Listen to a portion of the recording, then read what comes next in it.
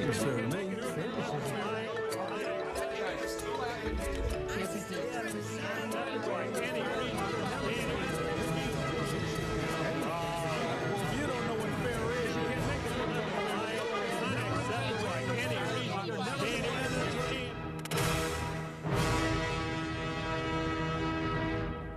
Donnybrook is made possible by the support of the Betsy and Thomas Patterson Foundation and the members of 9PBS. It's a hot day in St. Louis, and we have some sizzling topics.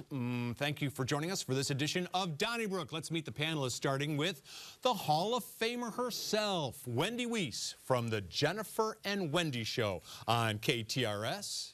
Bill McClellan from your St. Louis Post-Dispatch and STLtoday.com. Joe Holleman, also from KTRS and, of course, STLtoday.com. And from the St. Louis American, we welcome Alvin Reid.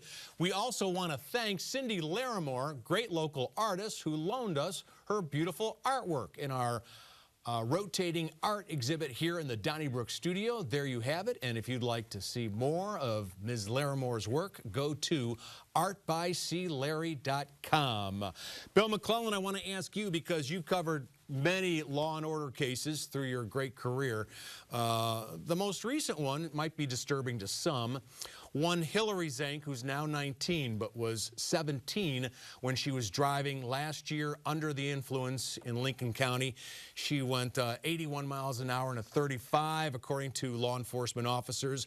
Prosecutors say she tested positive for drugs and alcohol in her system. Well, 3 people died in an auto accident when she crashed her car. One person was very seriously injured, and the judge in St. Charles, Michael Fagris, gave her 120 days, a shock sentence. She could have received 10 years. Instead, this 19-year-old got 120 days after 3 people died. You know, it's the second case we've had recently where a very young person was acting irresponsibly. We had the hazing incident in Mizzou, where Ryan Delante, who was the pledge dad, force-fed this vodka to another young man who's now brain damaged, and in essence it cost him his life. And now we have the young, and he got 6 months. You know, the judge thought, well, he was so young and irresponsible, and that's what these kids in fraternities do, apparently, some of them. And now that this young woman, I would have been like the judge. I would have been lenient on her, figuring that kids do stupid things, irresponsible, not intending to hurt anybody, and these other kids were with her, presumably of their own free will, and it was a terrible, terrible thing. And, you know, if giving her more time would really help out and send a message, I don't think it would. I think kids are going to continue to do stupid and irresponsible things. So I looked at the 120-day sentence and thought, you know, I wouldn't complain. Well, all right, and then you reminded me just then of another case, and I'm not sure of the young man's age, but I'm not sure if he was 21 or not, but the young man who hit the 2 people after the Drake concert. Who has no criminal record, apparently, and he was given, you know, I bailed out, and house everybody was upset because he wasn't like just have to wait in jail until his trial. I would like to see whatever he gets match up with what this young lady got, because myself, I just think if you're involved in any situation like that, anything less than a year, I just can't. That just doesn't sit right with me. You know, Alvin, the only problem I have with that is the young man who killed the 2 pedestrians. The pedestrians were not part of it. You know, and like this young woman who had the accident that killed 3 people, those other kids were in the car, presumably willingly, so they were part of it. Okay, I understand, but this irresponsible behavior at young age, yes. Kind of, you know, like I don't know what you wrestle the 2. And I think for the victims' families, you know, who were so upset about the Alfred plea and the sentence, I'm like you. It has to have teeth, and for whatever reason in our minds we think of anything in excess of a year. She has the rest of her life to try to, you know, to try to make peace with this and to try to make her life stand for something for those who are lost. But yeah, anything less than a year just doesn't sound right. And maybe there isn't a magic in the 1-year line, but I sort of would agree with Wendy and Alvin. 4 months just has a ring of leniency that I don't think is necessarily deserved. Regardless of what the situation was, one of the kids in the car was 15 years old. And it was also a case of it wasn't just drinking. They were saying it also blood tests showed cannabis and benzodiazepam, downers, if you will, tranquilizers. So drinking, smoking, popping pills. And I know that it's a message that kids are willing to ignore, but the generation now is far more brought up with the dangers of drunk driving than we were when we were kids. I don't know. And it's been more punishment. It's been, I mean, on college campuses, I will say this, from the experience I had at college campuses, they had designated drivers where kids in fraternities were not allowed to drink that weekend because it was their turn. When I was in a college age, a designated driver was the one who was the least intoxicated. So I believe that the awareness of drunken driving has increased greatly and good. Joe, I see so many crazy drivers on the area highways, and we have all the videos of them downtown and elsewhere. I think driving's gotten a lot worse. I don't think driving, but I don't think that has to do with drunken driving. How do you know? How do we know? No one's pulling them over. I think they're sober. That's the really scary part. I don't know. I don't know. Who knows? Who's to say? No, I agree with Wendy 100%. I think they're sober.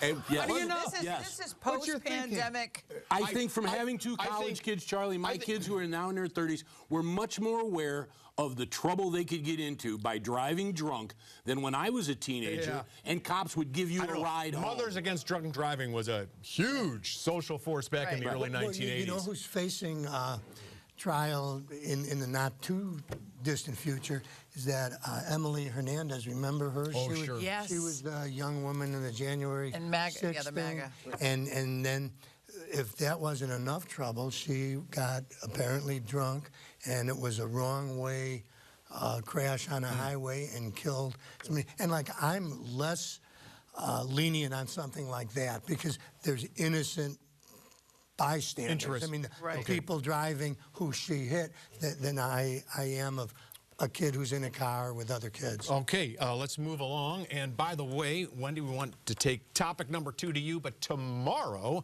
at 10 a.m., the final Jennifer and Wendy show, because Jennifer Blome is retiring after a tremendous career. Yes, she is, 45 years. And I'm going to pretend that she's on vacation and that she's coming back the next day. But yeah, we're going to miss her horribly. But she has had an unbelievable career here in St. Louis. One of the greats, one of the greats. Absolutely. Well, congratulations to Jennifer Blome. And I want to ask you about a restaurant that is getting it's on West Florissant Road in Florissant, and there's an article about it in the New York Times, Washington Post, Times of London, because this restaurant has an age limit. You have to be 30 years old as a woman to eat there, and 35 and no younger as a man. So if you're 25, 26, 27, you cannot get into Bliss Caribbean Restaurant on West Florissant. I'm fine with it. I'm totally fine with it. I am a mother. I am a grandmother. People have to have their child-free moments. And I'm not kidding. You know, really and truly. Is 29 years old a child? And Yes. I love the fact that the owners are completely unapologetic. They're like, this is what we want. Are we getting blowback? Yes, we are from the four corners. We don't care. This is what our customers want. This is our investment. and everybody's happy except the people who want to get in and enjoy the and it is cuisine. discrimination based on age. Are you really in favor? Have you been to a Chuck E. Cheese? Have you ever been to a Chuck E. Cheese? I mean, I've been to the equivalent. What's okay, the other one? I'm just saying there's a lot. There are so many places for young families to go that I think if people want to have that peaceful adult dining experience without, you know, kids' meals and crayons and 28-year-olds. Well, Yes. I mean, yeah. Well, when I was okay, before we move back. There's a guy who's running for what? Prime Minister of France. He's 28. Bardello, and right? He can't eat it. he can't He go to cannot eat in Bliss. Florissant. That's can't go to fine. Bliss, No, yeah. all right. Black establishments have been doing this for a while, and this began on the East Coast. We were living on the East Coast, and I'm in my 30s at this time, and there were places, we talked about it, you know, like at when I was at USA Today Baseball Weekly, and there, like, a lot of the black couples said, like, hey, they also got, like, nobody under 30, like, rule at night, like little club or something. And we check mark, like, oh, yeah, I'm going there. There's nothing wrong with that. Not saying that people in their 20s are trouble, or not saying any of that. But at the same time, we're saying, like, you know what? There's less chance of stuff happening the more mature the crowd is. I have no problem with that. Jess Bogan of the Post-Dispatch wrote a really interesting story a couple years ago about a place on the north side where a bar that you can't get in if you're under 35, and the owner told Jess, he said, no Thundercats, a phrase I hadn't heard before, but apparently it's a big draw to people. And this goes to show when I heard you say Thundercats, I thought you meant like a fighter jet. I mean, that's how I'm not very into it. I think I didn't know it either. I don't have a problem with these folks. It's their restaurant. If they think they can make a living at it. And what other groups should be excluded? Godspeed. I think Any other groups based on, you know, I think you can extend it on there. What I'm saying is these people have decided that their crowd is better, kept to a over 30 crowd. So open a restaurant and it prohibit people over 30 from coming in and see which one does better. Well, they said something about let's move along. drama and 20s. And I think that's valid. Bliss Restaurant, if you're interested. Joe, MoDOT, according to your colleague Tony Messenger, mowed down a bunch of trees at the corner of 270 and Telegraph. Right. It was an attempt to get rid of homeless, according to some supporters of the homeless. What do you know about this area, and why would people be tearing down trees? And as far as the tearing down the trees, okay, I grew up on the street closest to that. In fact, two of the people interviewed live on my old street. So when I saw the address, and then I saw the photo because I had been driving down. My sister still lives in our old childhood home, and was wondering what was going on. Now, the rumor that it went through the neighborhood is that there were these trees that killed off other trees, so the state was removing them. But then I started noticing there were a couple of tents on this hill, and then I see the article in our paper about that it was to get the homeless out of there. I don't like to see trees cut down, but I also think that having homeless people living there is not a good idea. On one side of that hill is an entrance ramp to an interstate, and on the other side is the interstate. The safest access to that hill is Telegraph Road, where the traffic runs between 40 and 50 miles an hour. That's the slowest road there. So when I saw the story, I thought, there's homeless people up there. Oh my God, how has one of them not gotten hit by a car? And if you go down the one side, you are on the interstate where people are flying toward the Jefferson Barracks Bridge. And at nighttime, very dark, very poorly lit. There's really no reason to have lights there. And it is. So from a safety point of view, I think having homeless people there is a very bad idea. I also don't think it's a great idea to cut down trees unless the rumor is partially true that there was disease with the trees. I don't know. I just, you know, I think that I will never see a poem as lovely as a tree. You couldn't get rid of the homeless people without cutting the trees down? That seems very, you know, draconian as I, you know, protect the trees and not the people. But I just don't understand that. And trees, especially in places like that along highways, are of value not only for beauty, but keeping the rain from running down to the highway and things like that. Birds. Yeah, nature, all that. So I just wonder, like you, maybe it was the Bartlett trees, or That it was just it, seems like Bartlett, there's got to be some other part of the story. It sure seems like overkill for two homeless people. I saw two tents there. Right, Yeah, and that's what Tony's story Right, was, right? right. Just a couple of people. It seemed like overkill to get rid of the two homeless people. We're going to, burn down the village. I would like to see more landscaping on the sides of highways, trees.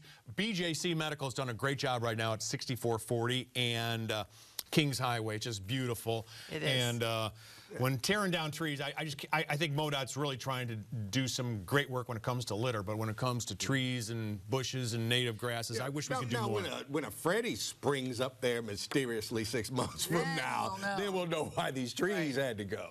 But what is it? Have we ever heard any study about the homeless and proximity to major thoroughfares that pose existential threats? Because this is not the first time that they have been, encamped close to interstates.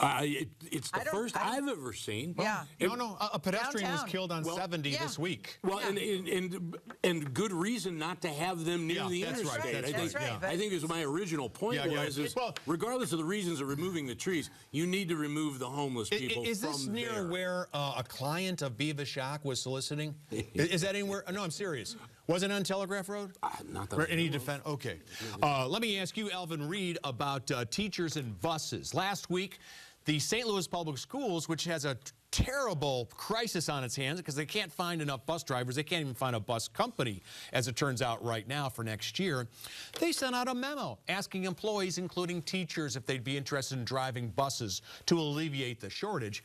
The union representing teachers took umbrage. Are you kidding us? And then the schools backed down immediately, said, oh, no. We weren't talking about teachers. But when I was in high school, one teacher, Mr. Antonelli, he drove the school bus. Yeah, coaches used to drive buses for to events. I don't think there's anything wrong in asking. I also see why they do have a solid working relationship between SLPS right now and the union. So I could see why SLPS could, rather than just say like, hey, all we did was ask shut up. They're trying to graciously handle it. I don't see any problem with asking if anybody would be interested. We could arrange that. I thought the arrogance of how dare you ask us was a little overstated. A simple no. If you're a teacher and you don't want to drive a bus, don't. I mean, they weren't saying you had to. Now, it's one thing if they say, from now on, all teachers will have to get a commercial license and drive a bus. They were saying, hey, would anybody like to drive a bus? Yeah. No works. I don't understand how it would work, though. I mean, you get up early and drive the bus, and that's early morning stuff. And you get the kids to school, and then you just rush in And then you start teach teaching. the kids. Yeah, It seems like, our first period teacher's always late because she's driving the bus. right. It Yeah, seems unworkable. Well, the notion that the public school system didn't completely work it out, I don't think is taking me by surprise. Then the city's going to have some sort of program and say, okay, we need volunteers. Now, the Parkway schools did that, and they said, look, we need people to become bus drivers. And I used to work with a guy by the name of Doug McClellan. He was a great host on KMOX radio, transitioned to retirement. And then when Parkway schools needed a bus driver, he said, I'll do it, and he enjoys it. And it's not for the money. I mean, the guy used to have a home on Cape Cod, but he was doing it to help the community. I have a real problem with it, and just because I think that back in the day when the coach would drive the van with the kids, that was a different day, and coaches were probably as I recall, very respected members of the community. People were remunerated properly. You did not have the built-in adversarial relationship between parents and the teachers, and I just think asking them to do one more thing, as Bill said, they're trying to get the kids off the buses, then they have to go in, brush their teeth, put on their necktie, and then teach the kids. I think we ask teachers. Well, it's live from Dr. Strangelove. It's called initiative. we reward that kind of thing over here. I just didn't understand where the insult was, unless the message, because I don't think it's a very good message at all for a group of teachers, is that somehow this job is beneath us. Well, now it's like if I'm a bus driver, I'm like, well, wait a minute. I don't think it's beneath them because in Parkway, the pension kicks in after 5 years. I'm saying the way the union reacted. Yeah, right, I agree. Gave this message that how dare you ask us to do a job like that? But Wendy, let's move to another topic. 5 years. Like, what will I be doing until I'm 70? People in our audience may remember the story a couple years ago where the fellow by the name of Brennan, within the last 5 years, over a period of 2 years, systematically ripped off St. Louis University of more than $500,000. He built himself a pool in his backyard of his Benton Park home, and he went to prison for 2 years. Now, this guy who was convicted for fraud, not like a one-time fraud, it was over 2 years, $500,000. He's been hired by the city's Office of Violence Prevention. Do you think a guy like that should be hired by the city? Sure. I mean, I think I mean, I understand it seems a little inconsistent, but he's paid his debt to society. This is not a job where he's going to have access to funds. He is working his way back into the world, and he's going to make $60,000 a year. And you know, if he would stray from the straight and narrow again, then put him under the jail. But in the meantime, the Church of the Second Chance is what a friend of mine always talks about. I always like the Church of the Second Chance, but I raise my eyebrows at this. I mean, there have been problems in some of these violence prevention programs, and you say he won't be near money. I mean, it's hard to say. I would be very leery of giving this guy a job in the public sector. I'll take it a step further. I think they gave him a job in the wrong department. I think they should put him in charge of watching everybody else in city government to see if anybody else is embezzling money. If we're worried about fraud and waste in government, does anybody think that there is no embezzlement or fraud or waste going on in governmental entities? Why not have him watch the other folks and then have somebody watch him? Who watches him? Right. Ma Bell used to hire people who could figure out how to rob the payphone. Yep. Like, that's like saying, oh, you're smart enough to do this. We got a job for you. I agree with you, but that's why use this guy's brain. He's not around money. He's obviously an intelligent individual.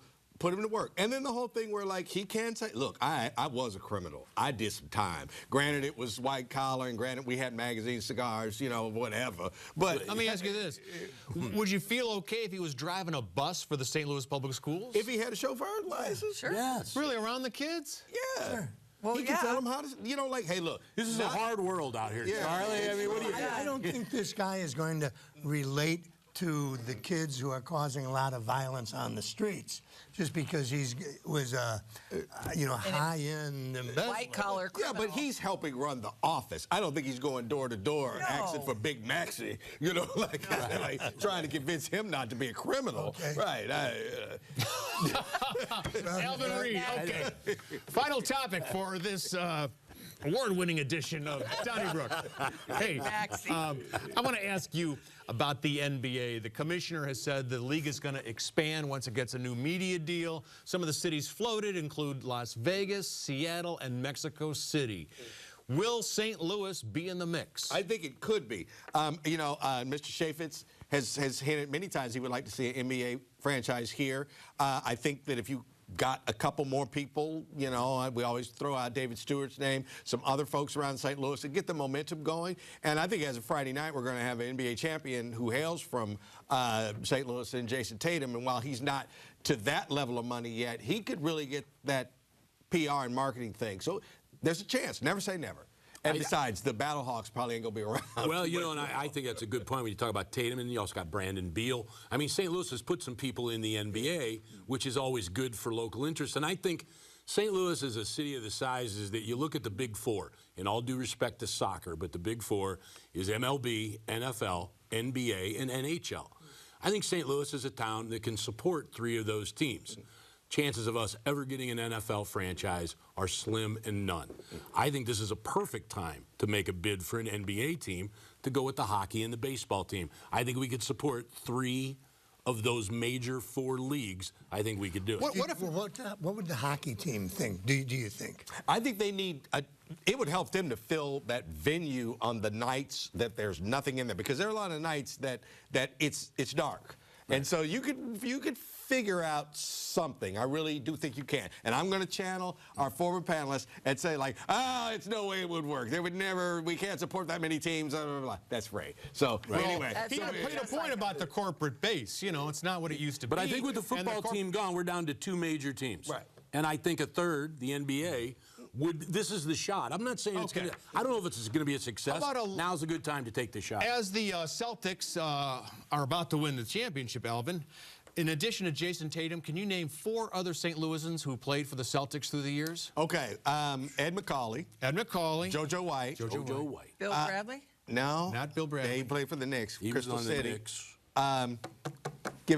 How about David Thirdkill? The Thirdkill, right. And Rich Neiman. Okay, wouldn't have got Rich Neiman. I should have got David Thirdkill. And if we don't fill the stadium on Sunday for the championship, is it Sunday or Saturday? It's Sunday, 4 o'clock. And if we got 10,000, I would be very, very happy. But I just don't think they're going to get 10,000. This is for the Battlehawk, not for the UFL championship game. All right. We'll find out. Big championship in downtown St. Louis this weekend. Let's go to the mailbag and see what viewers had to say about last week's show.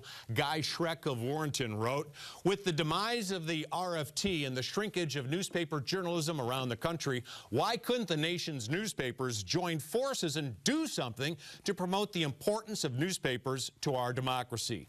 TV ads, billboards, internet. It's time to remind the public why newspapers are so important to keeping our freedoms. Thank you, Mr. Schreck of Warrenton. Lori Sweet of St. Louis wrote, why so many billboards along our highways in the city? I counted 25 from Lindbergh to the downtown exit on 55 and 44 East.